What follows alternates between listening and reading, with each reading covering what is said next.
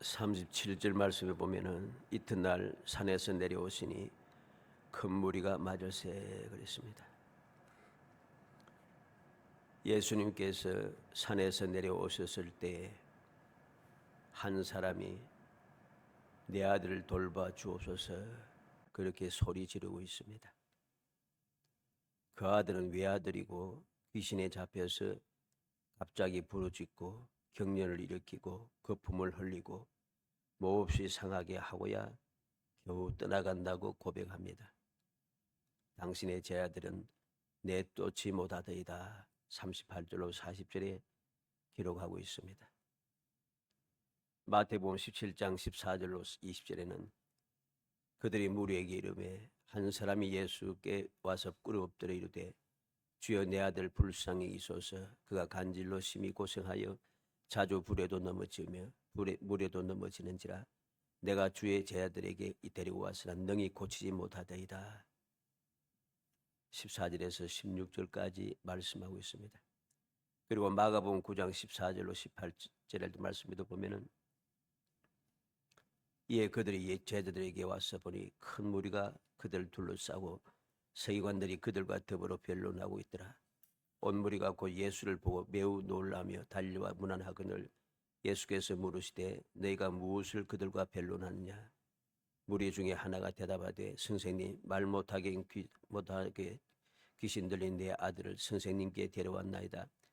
귀신이 어디서든지 그를 잡으면 끄꾸러지며 거품을 흘리며 이를 갈며 그리고 파리해지는지라 내가 선생님의 제자들에게 내쫓아 달라 했으나 그들이 능히 하지 못하더이다 그랬습니다. 네, 보니까 예수님께서 산 위에서 영광의 모습으로 변화되고 장차 일어날 일들에 대하여서 모세와 엘리야와 더불어서 이야기를 나눌 때 산 아래에서는 이상한 일이 일어나고 있다는 것이죠. 귀신 들린 아이를 고치지 못하고 그로 인하여서 제자들이 고치기는커녕 오히려 서기관들과 더불어 변론하고 있다는 것입니다. 끊임없이 변론하고 있습니다. 이게 본분은 아니죠.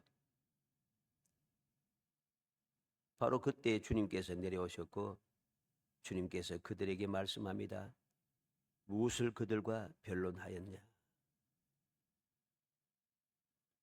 예수님께서 몰라서 물었겠습니까? 너희들이 변론하는 그 변론이 올바른 자세가 아니란 것입니다. 이 변론이라고 하는 것은 필요할 때도 있겠지만은 대체적으로 필요 없는 것들입니다. 쓸데없는 일에 변론을 일삼게 마련이지요. 오늘날도 마찬가지입니다. 믿음의 사람들에게 교회에서 가르치고 따르게 하고 지키게 하고 열심을 내게 하고 해야 할 것은 무엇이겠습니까?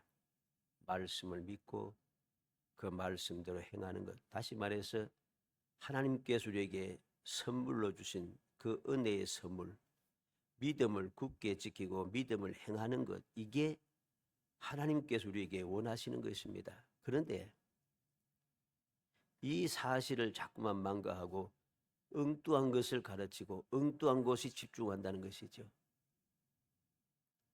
그 결과가 어떠합니까? 결국 결과가 오늘날의 세상의 형편인 것이죠. 믿음이 사라지고 믿음이 변질되기 시작하면은 쓸데없는 변론이 많아지기 시작합니다. 끝없이 변론을 일삼습니다. 변론이 끊어진 데가 없어요.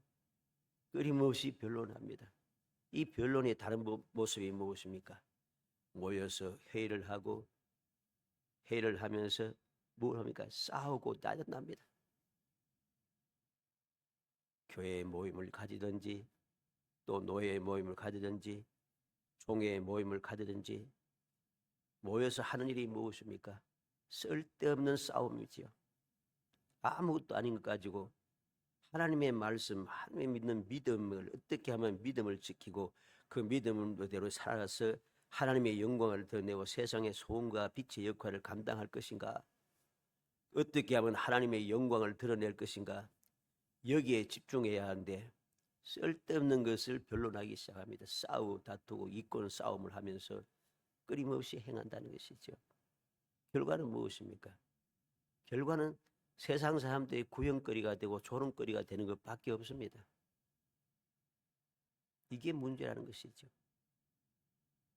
그러다 보니 하나님께서 믿음을 선물로 주었고 그 믿음을 가진 자들은 하나님의 자녀가 되는 권세를 가진 놀라운 특권을 가진 축복의 사람인데 그 특권을 가진 축복의 사람의 모습이 나타나지가 않아요.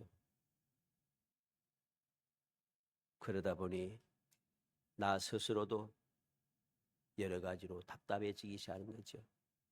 그래서 오늘날 수많은 믿음의 사람들이 좀 지켜주라고 보호해달라고 돌봐달라고 간절히 부르짖지만은 아무도 당신의 제자들도 능히 못하더이다 라는 절망과 고통에 안고 마음의 불신과 울분을 쌓으며 살아가고 있는 것이죠.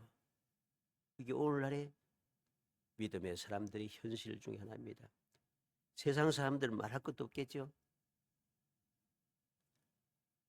좀 지켜주시라고, 좀 보호해주시라고, 돌봐주시라고, 그렇게 말씀을 통해서 지켜주시고 보호하시고 돌봐주신다고 했는데 왜 나는 지킴을 받지 못하고 보호도 받지 못하고 돌보심을 받지도 못해서 지금 이렇게 마음의 고통과 슬픔과 괴로움과 원통함과 억울함이 가득 찬 이 삶을 살고 있는지 자꾸만 마음에 불신이 생깁니다. 불신이 생기면 이제까지 살아왔던 것에 대해서 울분이 차기 시작합니다. 그리고 자꾸만 잘못된 생각에 사로잡혀 그렇게 살아가기 마련이지요. 왜 이렇게 되었습니까? 어쩌다가 이렇게 되었을까요?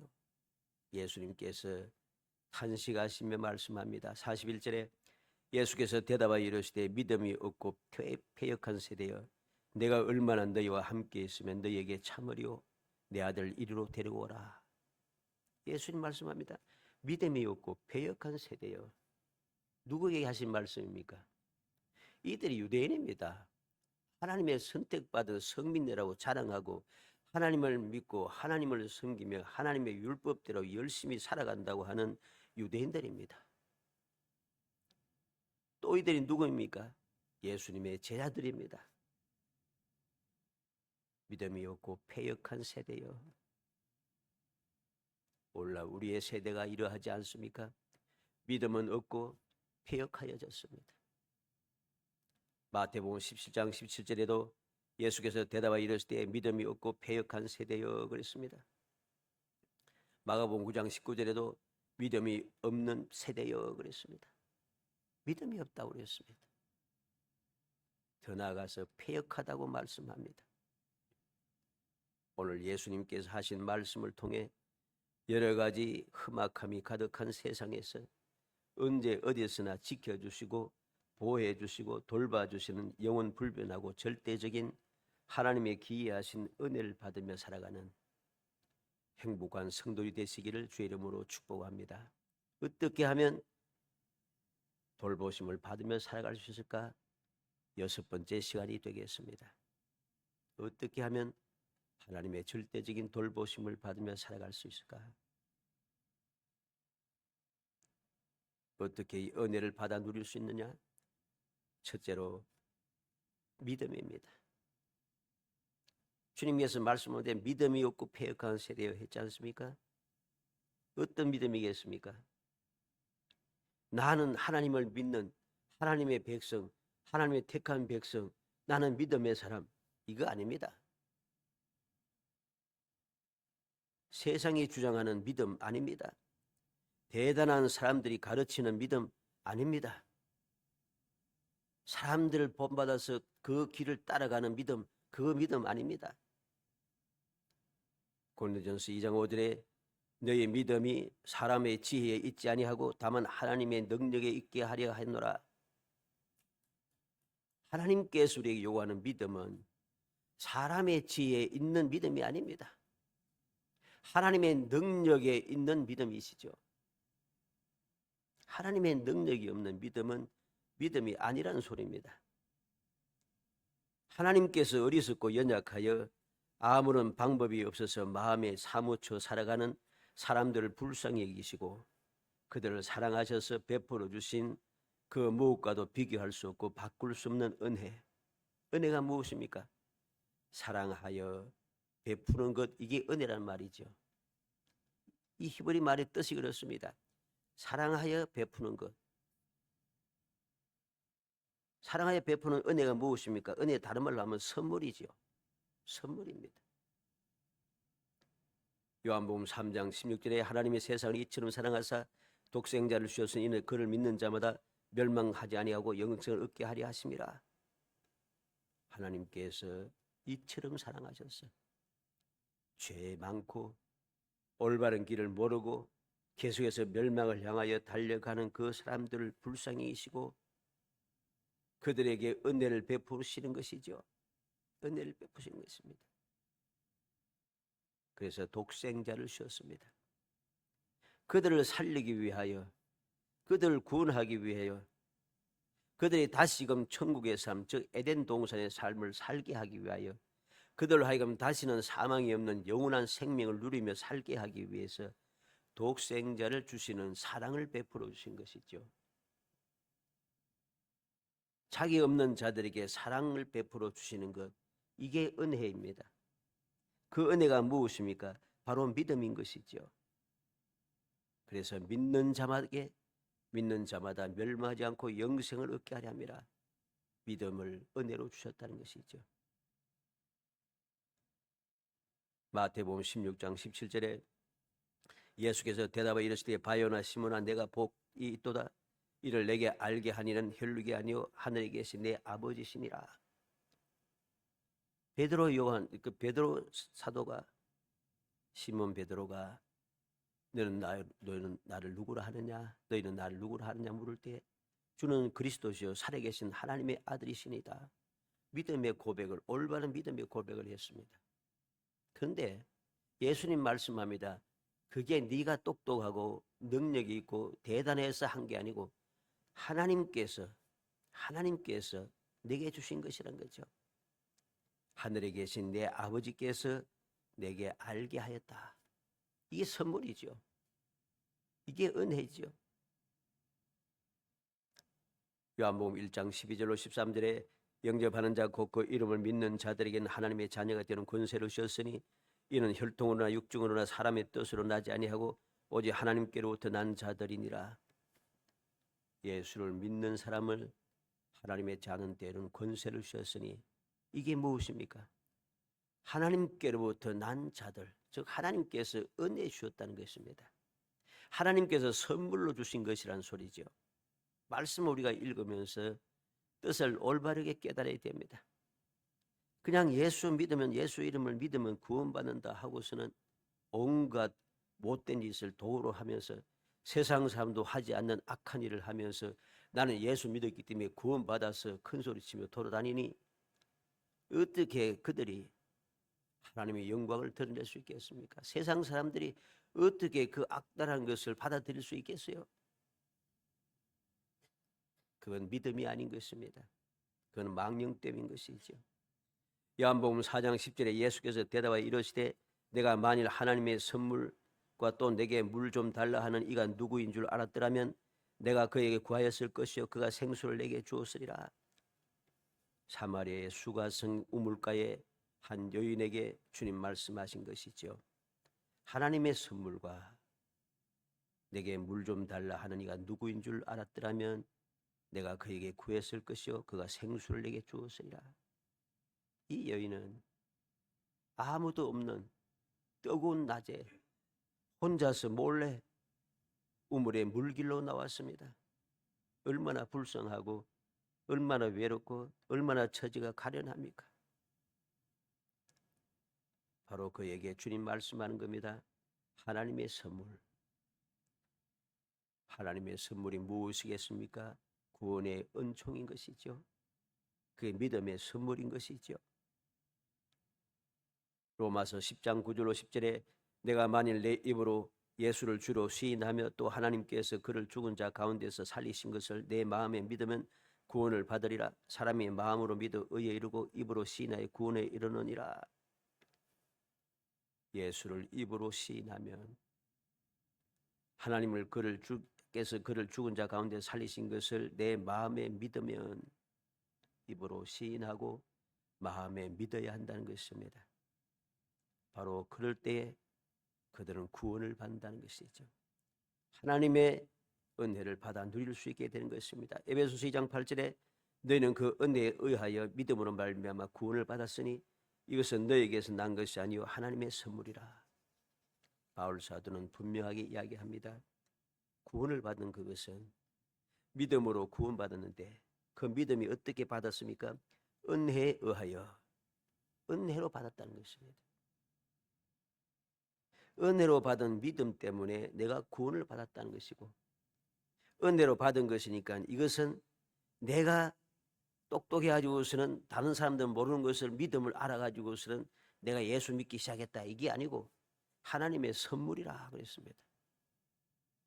우리는 똑바로 깨닫고 정신 차려서 신앙생활해야 합니다. 그래야지 우리의 믿음을 올바르게 지켜나갈 수가 있습니다. 올바르게 지켜갈 수가 있어요. 두 번째로 생각하는 것은 어떻게 은혜를 받아 누릴 수가 있는가? 어떻게 은혜를 받아 누릴 수 있느냐? 우리는 말씀을 통해서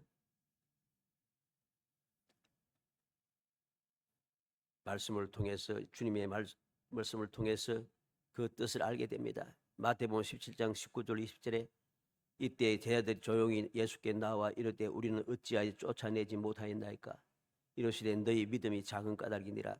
진실로 너희 이노니 만일 너희에게 믿음이 겨자씨 한 날만큼만 있어도 이 산을 명하여 여기서 저기로 옮겨지라 하면 옮겨질 것이요 또 너희가 못할 것이 없으리라. 마가복음 17장 19절 20절에 이때 제자들이 조용히 예수께 나와 이르되 우리는 어찌하여 쫓아내지 못하였나이까? 이르시되 너희 믿음이 작은 까닭이니라. 진실로 너희 이노니 만일 너희에게 믿음이 겨자씨 한 알만큼만 있어도 이 산을 명하여 여기서 저기로 옮기라 하면 옮겨질 것이요 너희가 못할 것이 없으리라. 마가복음에 뭐라고 했습니까? 마가복음에 우리에게 말씀하고 있습니다. 우리에게 기도 외에는 이런 유가 나갈 수 없다고 우리에게 분명히 말씀하고 있는 것이죠. 기도 외에는 예수님께서 믿음이 있다고 했던 그 사람들이 제자들이 믿음이 있죠. 믿음이 있으니까 예수님을 따라다녔죠. 그런데 왜 쫓아내지 못했는가? 믿음이 있어도 기도하지 않으면 일이 안 된다는 것입니다. 왜? 내 능력으로 하는 것이 아니기 때문입니다. 믿음이 있다고 해서 내가 능력이 있는 것은 아니에요. 그래서 우리의 능력 없음을 아시기에 주님께서는 우리를 위해서 돕기 위해서 보혜사를 보내신 거죠. 우리를 돕기 위해서.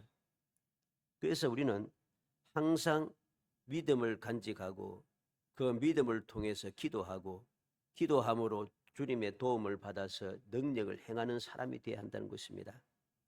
이것이 바로 주님께서 우리에게 가르쳐 주시고 요구하신 것입니다. 우리는 항상 명심해야 됩니다.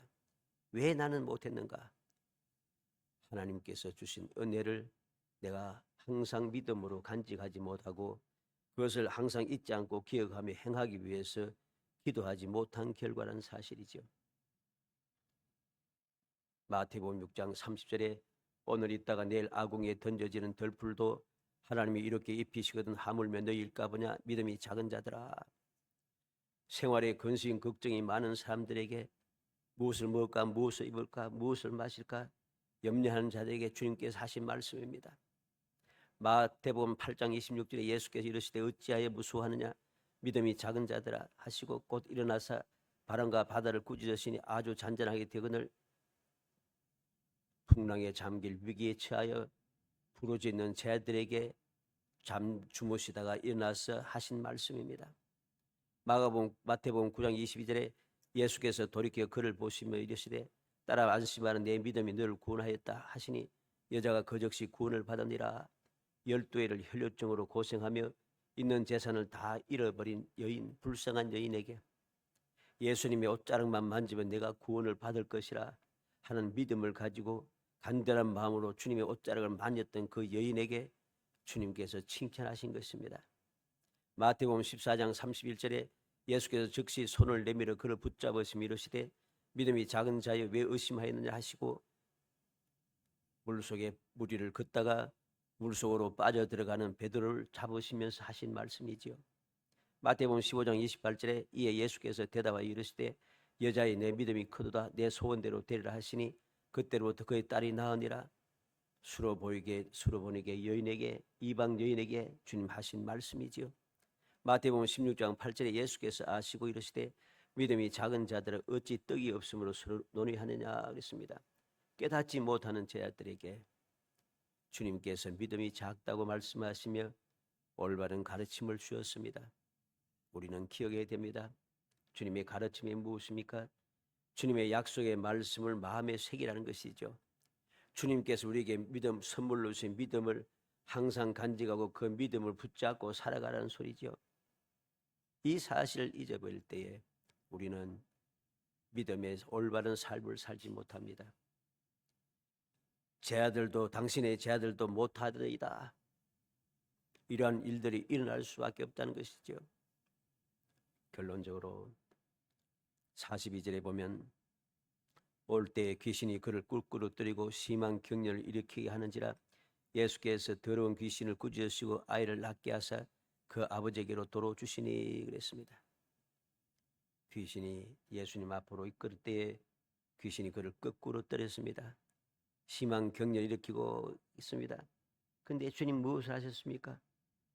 왜 이러냐 무엇 때문이냐 하지 않고 더러운 귀신을 꾸짖으시고 더러운 귀신을 꾸짖어서 아이를 낫게 하셨다 그랬습니다. 귀신이 들렸을 때는 이것저것 하는 것이 아니라 그들 꾸짖고 쫓아내 보내는 것이 믿음의 사람이 할 일이란 것이죠. 마태복음 17장 18절에 이에 예수께서 꾸짖으시니 귀신이 나가고 아이가 그때부터 나으니라. 예수님께서 꾸짖으셨다 했습니다. 마가복음 9장 20절에 보면 이에 데리고 오니 귀신이 예수를 보고 곧 그 아이로 심히 격렬을 일으키게 하는지라 그가 땅에 엎드러지고 구르며 거품을 흘리더라 그랬습니다. 이렇게 예수님께 나올 때 귀신이 아이를 격렬을 일으키고 엎드리고 구르고 거품을 흘리게 했습니다. 그때 주님 하신 이 말씀이 무엇입니까? 25절로 27절에 예수께서 무리가 달려와 모이는 것을 보시고 그 더러운 귀신을 꾸짖어 이르시되 말 못하고 못 듣는 귀신아 내가 내게 명하노니 그 아이에게서 나오고 다시 들어가지 말라 하시매 귀신이 소리 지르며 아이로 심히 격렬을 일으키게 하고 나가니 그 아이가 죽은 것 같이 뛰어 많은 사람이 말하기를 죽었다 하나 예수께서 그 손을 잡아 일으키시니 이에 일어서니라. 우리는 주님께서 하신 일을 기억해야 되겠습니다. 이 귀신 들린 이 귀신은 말 못하고 듣지 못하는 귀신이라 했습니다. 근데 주님께서는 뭐라고 하십니까? 말을 못하든지 듣지 못하든지 상관없습니다. 말 못하고 못 듣는 귀신아 내가 내게 명하노니 그 아이에게서 나오고 다시는 들어가지 말라. 우리는 주님의 이 말씀을 마음에 새겨야겠습니다. 우리는 생각이 많습니다. 생각이 많아서 무슨 문제가 생기면 이것저것 따지는 게 너무 많아요. 오늘 말씀은 무엇입니까? 말하지 못하고 듣지 못합니다. 말하지 못 듣지 못하는 귀신 들린 자에게 말이 통하지 못 듣는데 말 못 듣는데 이 생각이 우리가 앞설 거 아닙니까? 그런데 예수님께서는 그 상관없습니다. 말하지 못하고 듣지 못해도 주님께서는 꾸짖어 쫓아내신다는 것이지요. 이게 바로 믿음인 것이죠. 우리에게 가르쳐주는 믿음인 것이고 우리가 본받아야 할 믿음인 것입니다. 예수님께서 마가복음 9장 23절에 말씀하고 있습니다. 할 수 있거든이 무슨 말이냐 믿는 자에게 능히 하지 못할 일이 없느니라. 그래서 바울 사도도 예수님을 만난 뒤에 빌보 4장 13절에서 내게 능력 주신 자 안에서 내가 모든 것을 할 수 있느니라고 담대히 말하고 있습니다. 이 바울 사도는 어떻게 살았습니까? 주님을 만나고 주님 주시는 믿음의 선물을 간직하고만 그놈만 그렇게 살았습니까? 아닙니다. 그는 시시때때로 기도하기를 게을리하지 않았습니다. 억울하게 매맞고 감옥 깊은 지하 감옥에 갇혀서 쇠사슬에 묶여 있으면서도 하나님 앞에 감사하고 감사 기도하고 찬송하더라고 했습니다. 그는 데살로니가 교회 성도들이 뭐라고 했습니까? 항상 기뻐하고 쉬지 말고 기도하라고 합니다. 그리고 범사에 감사하라고 합니다. 이게 하나님의 뜻이라는 것이죠. 우리는 우리의 믿음을 다시 한번 점검해야겠습니다. 왜 나는 지킴을 받지 못하고 보호받지 못하고 돌보심을 받지 못하고 이렇게 살아가느냐고 원망하고 불평하고 근심 걱정하고 의심하며 살아가지 말고, 그러면 그럴수록 더욱더 힘써 믿음을 지키고 그 믿음을 가지고 주님 앞에 약속의 말씀을 믿으며 의지하여 기도하고 또 기도해야 하는 것입니다. 우리가 알듯이 엘리야는 간절히 기도하기를 무릎을 꿇고 머리를 무릎 사이에 넣고 7번이나 간절하게 기도했습니다. 아무것도 보이지 않는데 7번 간구했더니 겨우 보이는 것이 무엇이었습니까? 손바닥만한 구름이었습니다. 이게 바로 믿음의 기도인 것이지요. 우리는 기억하고 또 기억해야 되겠습니다. 의심하지 말고, 어떤 사람들은 이야기합니다. 내가 좀 믿음의 생활하고 기도 생활을 하려고 하면은 자꾸만 문제가 생긴다는 거예요. 말씀을 읽고 기도하면서 좀 경건의 삶을 희생을 하면은 자꾸만 그렇게 하지 못하도록 문제가 발생한다는 겁니다. 그래서 자꾸만 이게 하지 말라는 소린가? 왜 이렇게 못하지? 왜 이렇게 하면 못하도록 자꾸 막 방해가 있지? 이게 낙심이 되는 게 자꾸 이게 반복되니까. 왜 그렇게 했어요? 내가 그렇게 하면은 싫어하는 게 누굽니까? 사탄이죠. 내가 잘 되기를 싫어하고, 내가 복 받기를 싫어하고, 내가 하나님의 은혜 받아 누리기를 싫어하고, 내가 영원한 생명을 누리며 살기를 싫어하고, 내가 천국에 가는 것을 싫어하고, 내가 예수님을 닮아가는 것을 싫어하고, 내가 예수님께 기도하여 은혜 받아 누리는 것을 싫어하는 것 누구겠어요? 마귀지요. 바로 그러한 사람들이 우리 주위에는 가득 차 있습니다. 안 된다고 자꾸만 방해받는다고 하지 말고, 그러면 그럴수록 우리는 더욱더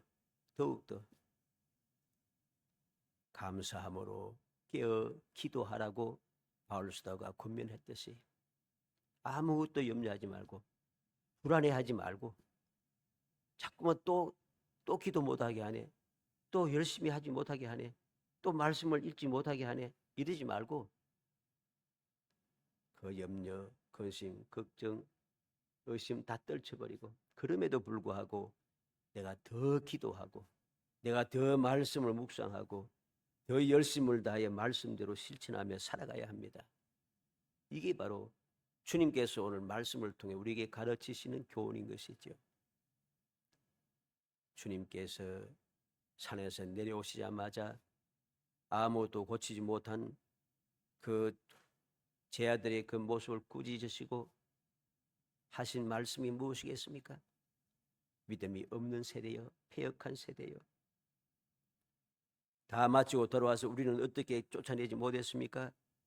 믿음이 없고 기도하지 않았기 때문이다. 기도 없이는 이런 주가 나갈 수 없느니라. 우리는 주님의 말씀을 다시 한번 마음에 새겨서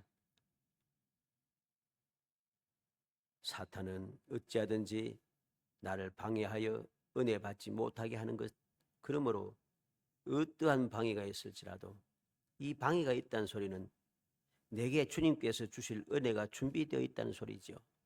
그러니까 더 열심을 다해서 우리는 기도해야 됩니다.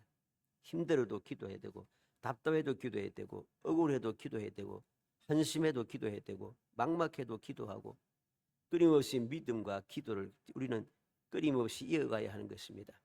간절히 소원하기는 우리 모든 성도들이 하나님의 절대적인 돌보심을 받아 항상 꿈꾸는 같은 은혜를 누리는, 하나님께 우리를 위해 큰일을 행하시니 우리는 기쁘도다, 그렇게 고백할 수 있는 그러한 축복의 사람이 되기 위하여 끊임없이 믿음을 지키고 그 믿음을 가지고 기도를 열심히 하여서 금년도 약속하신 그 은혜를 끊임없이 누리며 살아가는 정말 행복한 성도들이 되시기를 주의 이름으로 축복합니다. 은혜 감사합니다. 사랑하여 주셔서 택하여 주시고 택한 저희들 하여금 주님의 은혜를 다시 한번 생각하게 하심을 감사합니다.